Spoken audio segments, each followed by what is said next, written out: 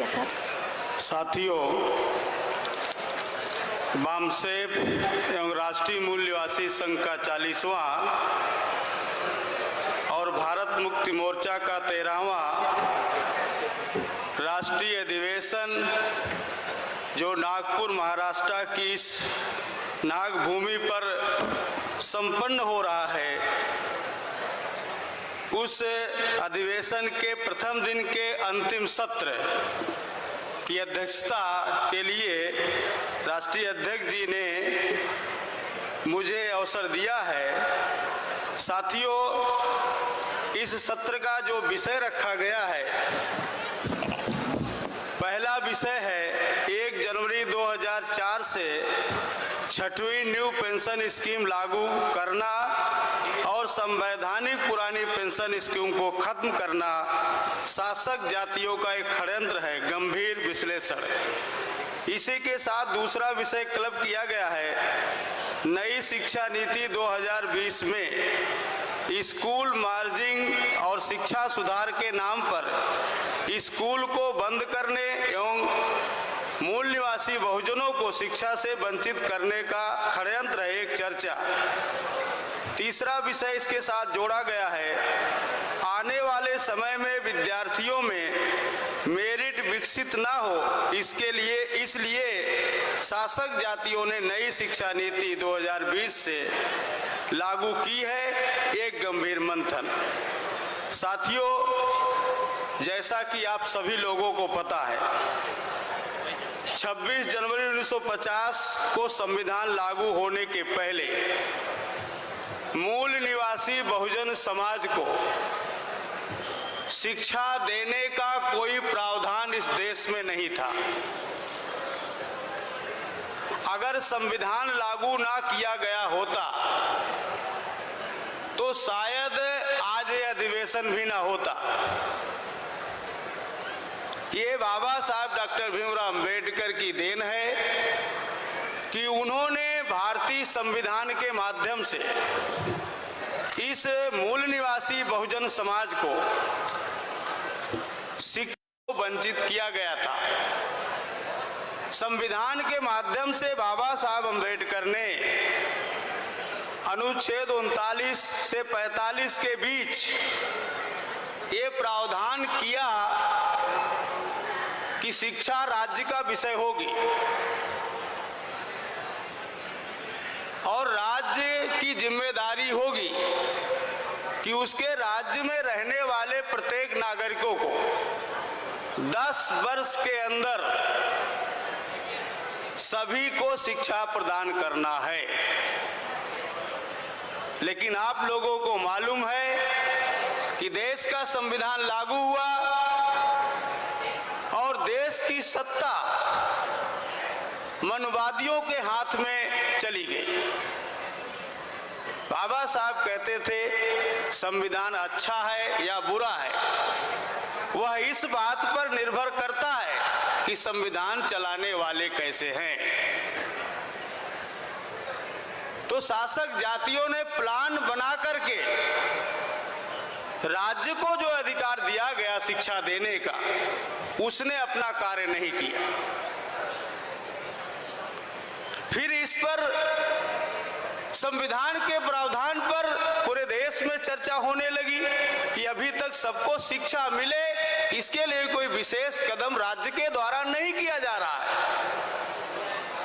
तो केंद्र सरकार ने हस्तक्षेप करते हुए शिक्षा को समवर्ती सूची में लाने का कार्य किया।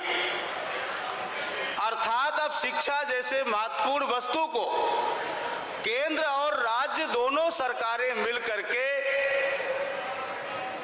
देखेंगी ताकि सभी को शिक्षा का अधिकार मिल सके। लेकिन साथियों, इसके बाद भी आज तक सभी को शिक्षा नहीं मिली। जब केंद्र सरकार के सामने समस्या आती है कि आखिर सभी को शिक्षा क्यों नहीं मिली, सभी को रोजगार क्यों नहीं मिला, तो केंद्र सरकारें कहती हैं कि हमने राज्य को इतना बजट दिया, राज्य सरकारें अपने राज्य में शिक्षा के लिए कोई विशेष प्रावधान नहीं किया और उस बजट को दूसरे मदों में खर्च किया। राज्य सरकारें से जनता सवाल खड़ा किया तो उन्होंने कहा कि केंद्र सरकार से मैंने अपने राज्य में शिक्षा की समुचित व्यवस्था करने के लिए बजट का प्रावधान मांगा और केंद्र सरकार ने हमें बजट नहीं दिया। केंद्र और राज्य के झगड़े में शिक्षा फंस गई और सभी को शिक्षा मिले, इसके लिए आज तक जो समुचित प्रयास किया जाना चाहिए वो ऐसा प्रयास नहीं किया। कभी भी इसकी संसद में समीक्षा भी नहीं की गई। जब शिक्षा का अधिकार अधिनियम 2009 कांग्रेस सरकार लागू कर रही थी तो उस समय के तत्कालीन एचआरडी मिनिस्टर कपिल सिब्बल ने संसद में भाषण दिया कि भारत में उच्च शिक्षा लेने वालों की जो संख्या है वो 10% से भी कम है। यदि हमें भारत में उच्च शिक्षा 10% लोगों को देना होगा तो कई हजार हमें डिग्री कॉलेज खोलने होंगे, कई 100 विश्वविद्यालय खोलने होंगे, तब लोगों को 10% शिक्षा मुहैया होगी। साथियों, बाबा साहब कहते थे शिक्षा एक रोशनी है, यह रोशनी देश के प्रत्येक नागरिकों तक पहुंचनी चाहिए, क्योंकि शिक्षा के अभाव में व्यक्ति के सामने अंधेरा छा जाता है। इसलिए वो कहते थे अगर शिक्षा जिसको मिलती है, शिक्षा शेरनी का दूध है, उसे जो पिएगा वो दहाड़ेगा। वामसेब के मंच पर इस शिक्षा का एक उदाहरण दिखाई देता है कि शिक्षित लोगों का संगठन है और शिक्षित लोग देश की प्रत्येक समस्याओं पर चर्चा कर रहे हैं। भारत में कोई ऐसा मंच नहीं है जहां देश की समस्याओं पर चर्चा होती है। साथियों, देश में शिक्षा सभी को मिले, इसके लिए भारत सरकार ने सबसे पहले 1968 में नई शिक्षा नीति बनाया। बहुत सारे शिक्षा के क्षेत्र में प्रावधान किए गए, लेकिन उसका रिजल्ट बहुत ज्यादा नहीं हुआ। फिर उसके पश्चात 1986 में दोबारा नई शिक्षा नीति बनाई गई और उस शिक्षा नीति का परिणाम है कि हमारे लोग, बहुजन समाज के लोग पहली बार विश्वविद्यालय और महाविद्यालय में प्रोफेसर बने। 1986 के पहले बहुजन समाज के किसी व्यक्ति को उच्च शिक्षा में प्रवेश नहीं मिला था। वहां वो टीचर प्रोफेसर नहीं बन पाए थे। पहली बार ऐसा हुआ। साथियों, शिक्षा मिल रही थी, लोग दहाड़ना शुरू किए। कांग्रेस सरकार ने 1990 में एलपीजी कानून लाया। एलपीजी के तहत देश में निजीकरण लागू किया गया। शिक्षा का भी निजीकरण होना चाहिए, ऐसा विचार कांग्रेस में आया। शिक्षा का निजीकरण करने के लिए साथियों 1992 में भारत सरकार ने संशोधित नई शिक्षा नीति लाया। संशोधित नई शिक्षा नीति 1992, उसका एकमात्र उद्देश्य था शिक्षा का निजीकरण करना। आज तक हमारे बहुजन समाज को इसको मालूम नहीं है। बाबा साहब अम्बेडकर ये जानते थे कि जिस व्यक्ति को शिक्षा मिलेगी वो व्यक्ति चुप नहीं बैठने वाला है, अपने हक अधिकार के लिए, अपने समस्या के लिए वो लड़ेगा। इसलिए बाबा साहब जो रिजर्वेशन दे रहे थे, रिजर्वेशन में पहला रिजर्वेशन बाबा साहब ने दिया, रिजर्वेशन इन एजुकेशन। अगर शिक्षा में रिजर्वेशन ना होता क्योंकि सारे संस्थानों पर डायरेक्टर, प्रिंसिपल, वाइस चांसलर ये सब सवर्ण समाज के लोग थे। आपको शिक्षा के संस्थानों में प्रवेश ही ना मिलता, यह बात बाबा साहब को मालूम था। इसीलिए उन्होंने रिजर्वेशन एजुकेशन पहला आरक्षण दिया, उसके बाद रिजर्वेशन इन सर्विसेज दिया, रिजर्वेशन इन प्रमोशन दिया, रिजर्वेशन पॉलिटिक्स दिया। 4 प्रकार का रिजर्वेशन उन्होंने दिया, जिसके माध्यम से साथियों हमारे लोगों को शिक्षा मिलना हुआ, लोग आगे बढ़ रहे थे। 2009 के चुनाव के पहले कांग्रेस सरकार दोबारा सत्ता में आना चाहती थी। उन्होंने पहली बार ओबीसी को शिक्षा में रिजर्वेशन दिया। इसके पहले ओबीसी समाज जो सबसे बड़ा है, उसको शिक्षा में रिजर्वेशन नहीं था। मंडल कमीशन लागू होने पर ओबीसी को नौकरियों में रिजर्वेशन दिया गया, लेकिन शिक्षा में रिजर्वेशन नहीं दिया गया। विश्व बैंक से कर्जा लेकर सरकार भारत में शिक्षा का प्रावधान कर रही है। विश्व बैंक के अधिकारियों ने भारत का सर्वे किया तो देखा यह शिक्षा का स्तर बहुत निम्न है। तो भारत सरकार ने 2009 में जो उसको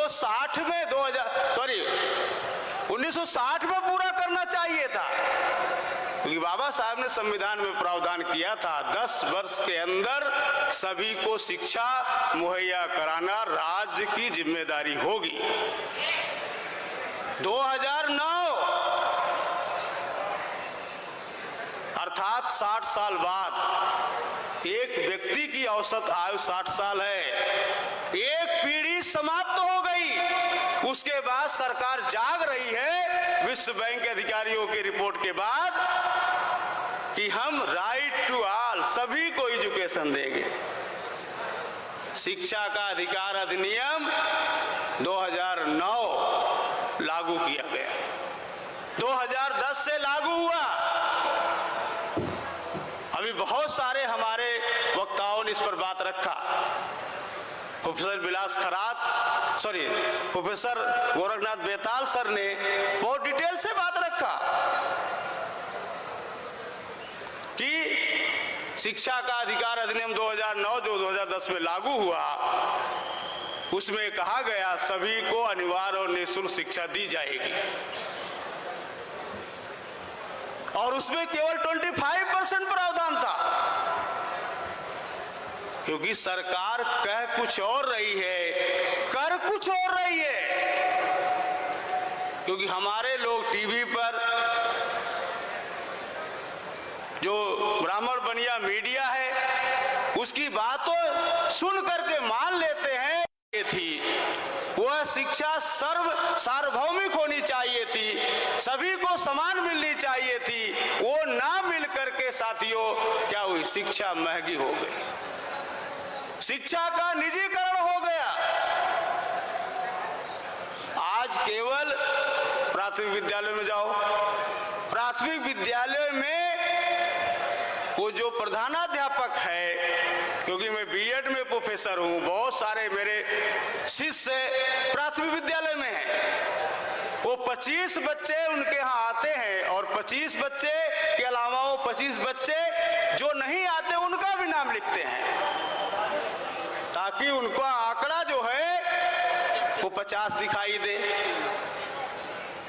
उन्होंने रजिस्ट्रेशन बढ़वाने का काम किया, नामांकन बढ़ाया गया कागज पर कि बहुत ज्यादा मात्रा में लोग शिक्षा ग्रहण कर रहे हैं। लेकिन साथियों, शिक्षा का अधिकार अधिनियम के माध्यम से जो परिणाम आया कि शिक्षा का निजीकरण हो गया, शिक्षा इतनी महंगी हो गई कि बहुजन समाज के पहुंच से दूर हो गई। बाबा साहेब शिक्षा को रोशनी मानते थे, यह रोशनी सभी तक नहीं पहुंच पाई। आज सरकार दोबारा नई शिक्षा नीति लेके आई है। जब कोरोना महामारी पूरे देश में फैली हुई थी, पूरा देश भयंकर जो है इस बीमारी से पीड़ित था, उस समय देश के प्रधानमंत्री नरेंद्र मोदी जी के निर्देशानुसार तत्कालीन उस समय के एचआरडी मिनिस्टर माननीय रमेश पोखरियाल, सूचना एवं प्रसारण मंत्री माननीय प्रकाश जावड़ेकर ने संयुक्त रूप से 29 जुलाई 2020 को नई शिक्षा नीति की घोषणा कर दी। अभी हमारे एक साथी कह रहे थे कि कोई भी पॉलिसी है देश की, राष्ट्रपति के हस्ताक्षर के बाद देश में लागू की जाती है। भारत की नई राष्ट्रीय शिक्षा नीति 2020 ना तो संसद के पटल पर रखी गई, ना तो राष्ट्रपति के टेबल पर रखी गई। केवल नरेंद्र मोदी के निर्देशानुसार जब इस देश की बहुसंख्य जनता कोरोना से पीड़ित थी, उस समय देश की नई शिक्षा नीति लागू कर दी गई। बहुजन समाज के लोग जैसे देश का बजट नहीं पढ़ते, वैसे देश की शिक्षा नीति के बारे में भी इनको पता नहीं है।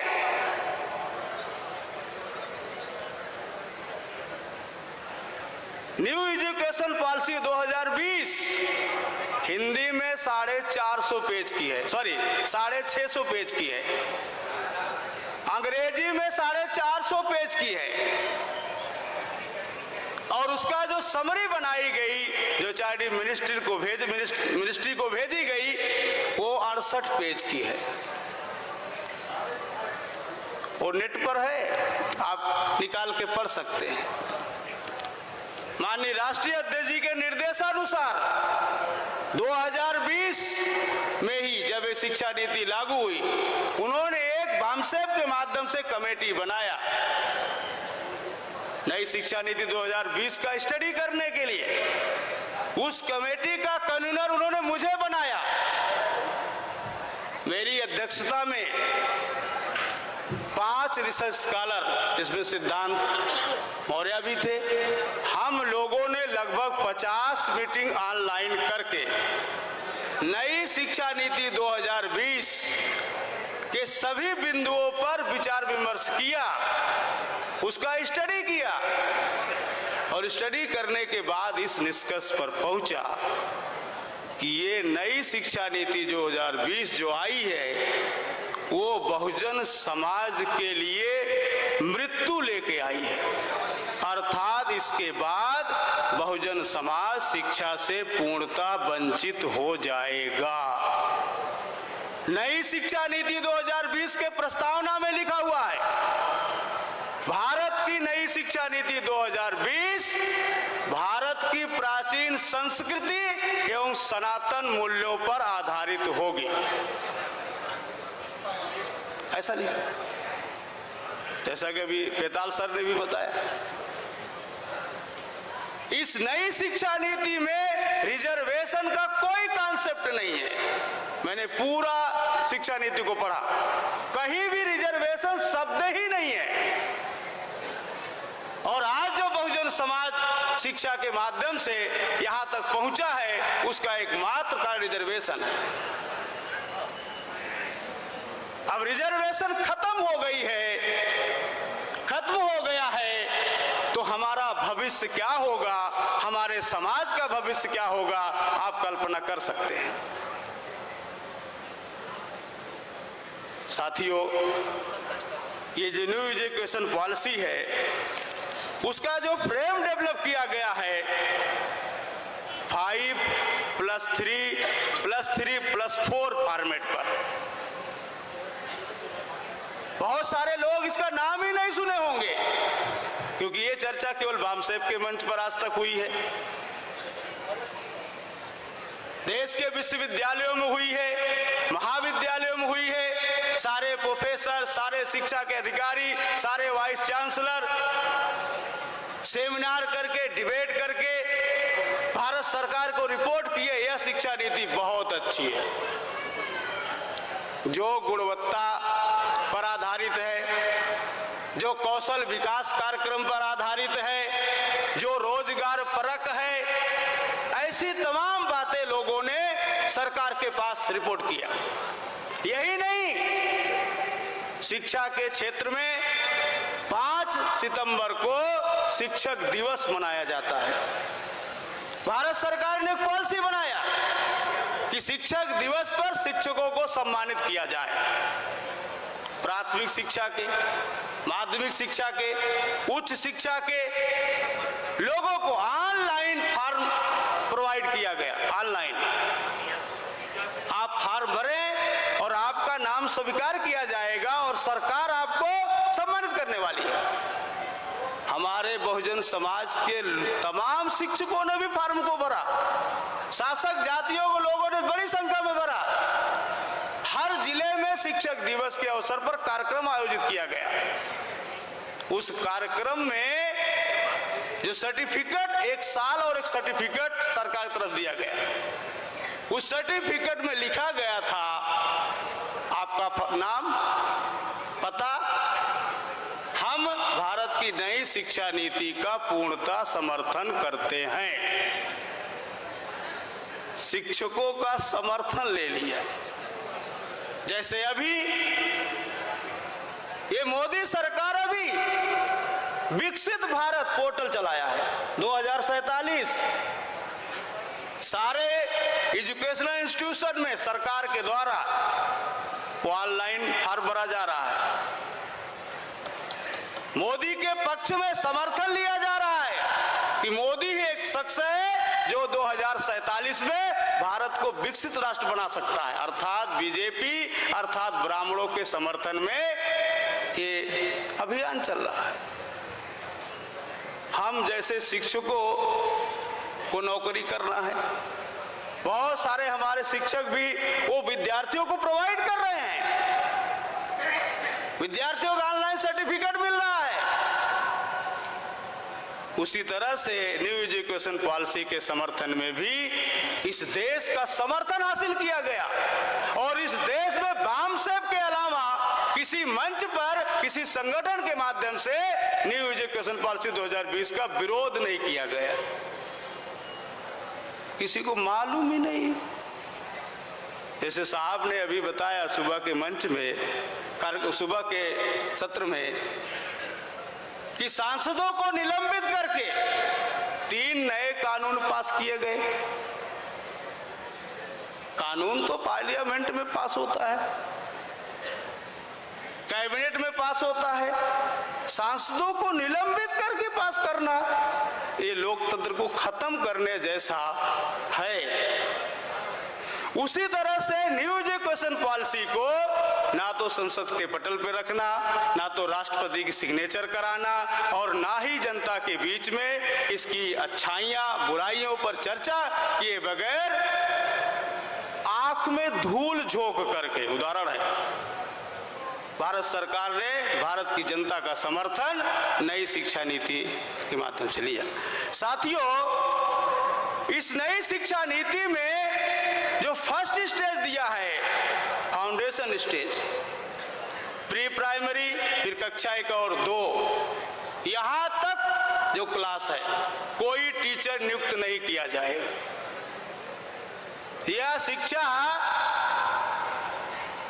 जो आंगनबाड़ी केंद्र चल रहा है, जो सतत शिक्षा केंद्र चल रहा है, जो प्रौढ़ शिक्षा केंद्र चल रहा है, वैसे ज्यादातर इसको आंगनबाड़ी जो सहायिका हैं उनके ऊपर छोड़ दिया गया। इस जो बेसिक प्राइमरी एजुकेशन है, जो बेस है, वहां कोई टीचर नहीं नियुक्त होगा और आंगनबाड़ी कार्यकर्त्रियों के सहारे चलाया जाएगा। कौन सी मेरिट डेवलप होगी भाई? वो खुद मेरिट वाले नहीं है, खुद वो ट्रेनिंग नहीं लिए हुए हैं, वो कौन सी शिक्षा देंगे? फिर सेकेंड स्टेज पर जो 3 से 5 तक है वो टीचर नियुक्त किए जाएंगे। अर्थात प्राथमिक शिक्षा में टीचरों के पद समाप्त होंगे और प्राथमिक शिक्षा भगवान भरोसे रहेगी। क्या होगा इस देश का? दुनिया में जितने विकसित देश हैं सबसे ज्यादा बजट प्राथमिक शिक्षा पर खर्च किया जाता है और भारत के प्राथमिक शिक्षा की जो व्यवस्था है उसमें मिड डे मील पर खर्चा किया जाता है। आपको भिखारी बनाया जा रहा है, आपको मजदूर बनाया जा रहा है, आपके बच्चों का भविष्य कहां जा रहा है, इस पे विचार करने की आवश्यकता है। साथियों, अभी ये पूर्ण रूप से लागू नहीं है, अभी आंशिक रूप से लागू है। 2024 के लोकसभा इलेक्शन के बाद ये पूर्ण रूप से लागू होगी, तब इसका परिणाम आपके सामने आएगा। अभी प्रोफेसर बेताल सर कह रहे थे कि जो प्राथमिक एजुकेशन है, सेकेंडरी एजुकेशन कक्षा 12 तक की शिक्षा वो 30 लाख तक महंगी होगी। मूल निवासी बहुजन समाज लाखों रुपए कभी देखा ही नहीं है, तो 30 लाख तक प्राइमरी एजुकेशन कैसा खर्चा करेगा? Medical education, technical education, research education, ये तो हमारे लिए सपना होगा। बाबा साहब कहते थे जिस समाज में 10 डॉक्टर, 20 इंजीनियर, 30 वकील होंगे, उस समाज की तरफ कोई उंगली भी नहीं कर सकता है। ये जो बन गया बुद्धिजीवी समाज, भविष्य में उसको रोकना है।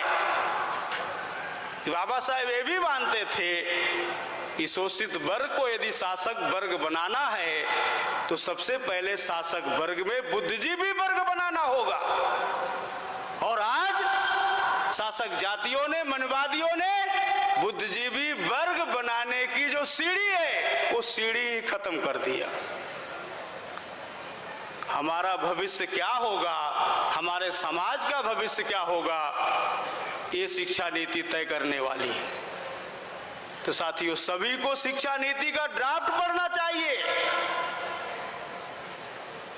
साथियों, उसके बाद ये जो थर्ड स्टेज लाया है, कक्षा 6 से 8, इसमें उसने नाम दिया गुणवत्ता परत शिक्षा।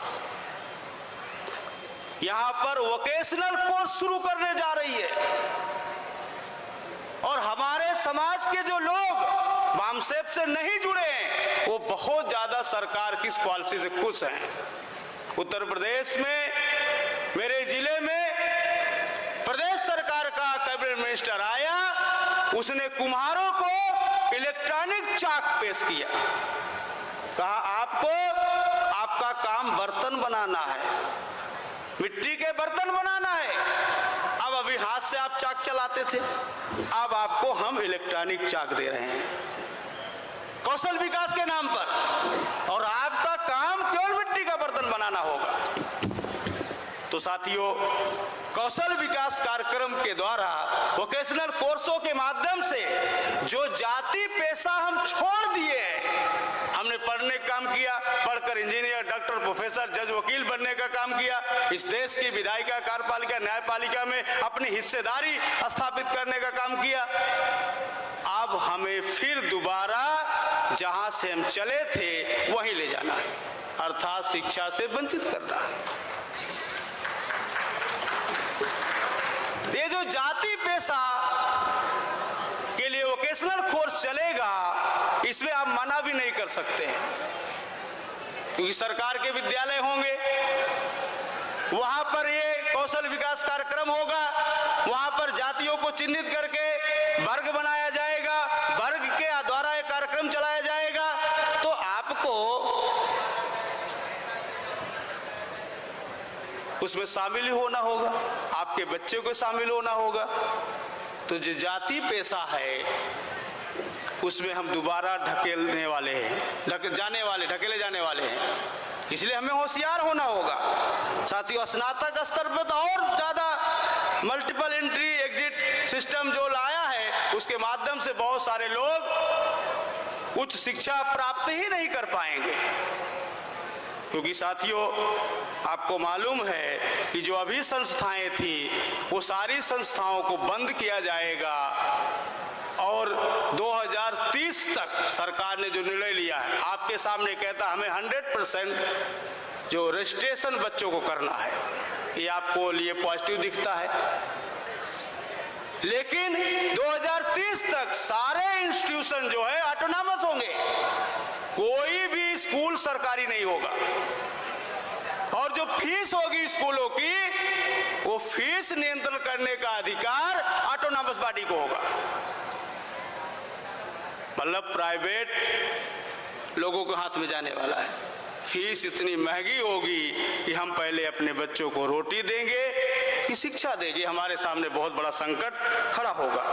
साथियों, इस न्यू एजुकेशन पॉलिसी के तहत अभी बहुत सारे लोगों ने चर्चा किया, स्कूल मर्जिंग। उत्तर प्रदेश में 1 लाख प्रधानाध्यापक के पद खत्म कर दिए गए, अर्थात 2 लाख विद्यालय बंद कर दिए गए।